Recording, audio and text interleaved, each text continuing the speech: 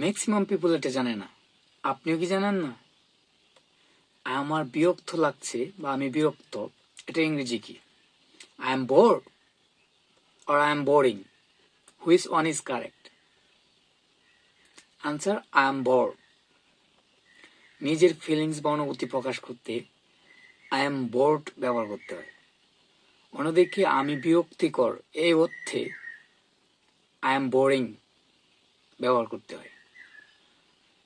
যেমন I am bored at home, আমি বাসায় বিরক্ত বা আমার বাসায় বিরক্ত লাগছে, নিজের ফিলিংস। অন্যদিকে on the other hand, I am boring in class, আমি ক্লাসে বিরক্তিকর, আমার কারণে অন্যরা বিরক্তি হচ্ছে। সো মনে রাখার সহজ উপায় হচ্ছে আই এম বোর্ড নিজের অনুভূতি প্রকাশ করতে বোর্ড হবে ইডি যুক্ত, আর অন্যের অনুভূতি বা অন্য জিনিসের গুণ বোঝাতে আই এম বোরিং হবে।